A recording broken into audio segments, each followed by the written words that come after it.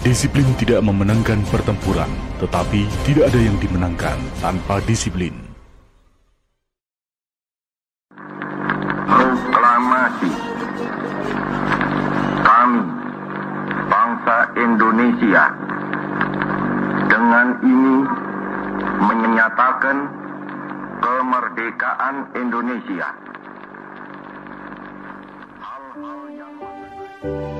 Setelah proklamasi kemerdekaan RI, polisi tentara terbentuk di beberapa daerah, seperti di Aceh, bermarkas di Kota Raja dengan kekuatan 2 kompi pasukan mobile. Di Sumatera Utara, 23 perwira TKR disusun dan ditetapkan pada Satuan Polisi Tentara. Di Sumatera Timur, pada bulan Oktober 1945, di Bengkulu, Kolonel Ahmad Taher membentuk Polisi Tentara Resimen TKR.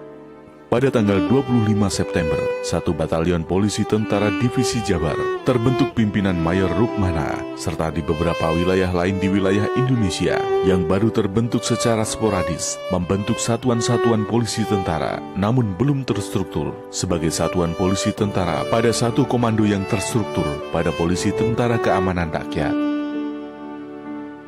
Konferensi Polisi Tentara pertama menghasilkan 2 keputusan penting. Yang pertama ditentukan Gajah Mada sebagai lambang polisi tentara. Kedua, secara aklamasi Jenderal Mayor Santoso ditetapkan sebagai Kepala Divisi Polisi Tentara.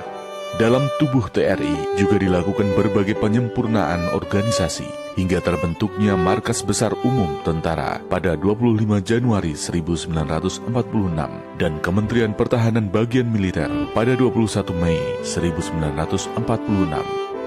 Sementara pada 22 Juni 1946 kemudian ditetapkan sebagai hari lahir Polisi Tentara TKR, dibentuk dan bertempat di Kopeng Wonosobo. Presiden RI selaku Panglima tertinggi meresmikan Satuan Polisi Tentara setingkat divisi dengan nama Divisi Gajah Mada. Penggunaan nama Gajah Mada berasal dari ide Kapten Polisi Tentara S. Parman dan Letnan 1 Polisi Tentara Sutoyo Siswo Miharjo pada saat dilaksanakan konferensi polisi tentara pertama di Wonosobo pada tanggal 20 Juni sampai dengan 22 Juni 1946. Namun belum mempunyai arti yang mendalam mengapa nama itu dipilih dan diemban menjadi lambang polisi tentara.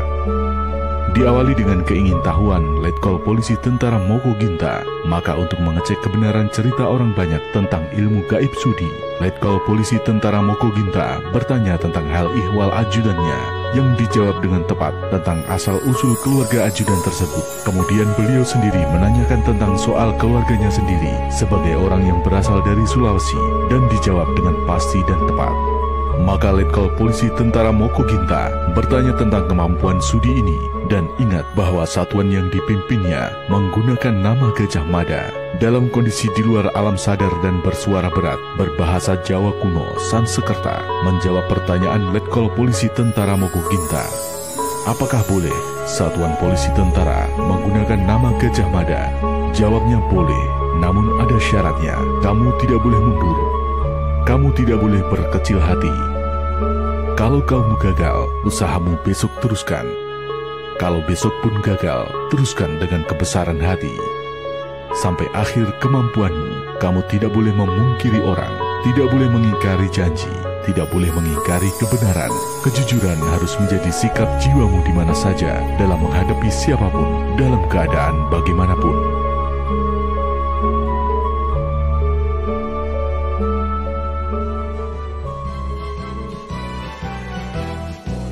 Naskah atau syair Mars Pomat ini diciptakan oleh Peltu CPM Usman Syarif SH pada tahun 1954 di Bogor.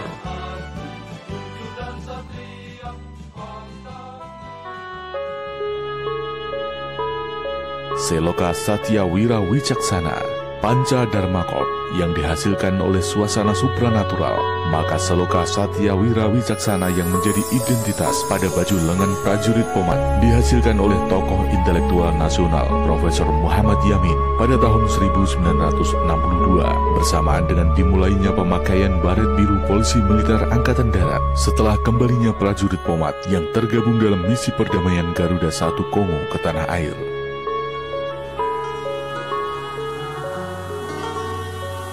Perjuangan Pomat tidak pernah berhenti untuk mengabdi pada Ibu Pertiwi. Pengorbanan jadi taruhan pati untuk tetap tegaknya ideologi. Dari 7 pahlawan revolusi yang menjadi tumbal untuk jaga Ibu Pertiwi, 2 diantaranya adalah prajurit terbaik Polisi Militer Angkatan Darat, Letjen TNI Anumerta S. Parman dan Maijen TNI Anumerta Sutoyo Siswo Miharjo. Bagaimana kontribusi prajurit Pomat pada penumpasan sisa-sisa G30 SPKI? Sesuai yang diuraikan oleh Guru Besar Universitas Pertahanan Profesor Salim Said yang diuraikan pada bukunya Gestapo 65 PKI, Aidit, Soekarno, dan Soeharto. Profesor Salim Said menulis, bersama pasukan RPKAD kepada pimpinan operasi diperbantukan 1 kompi polisi militer Angkatan Darat yang berkualifikasi para. Tugas polisi militer ini memproses anggota tentara yang ditahan karena dicurigai terlibat Gestapo di berbagai kota yang kami kunjungi. Dalam rangka operasi itu saya menyaksikan anggota-anggota Yon Pomat ini selalu sibuk memeriksa tentara-tentara yang ditahan.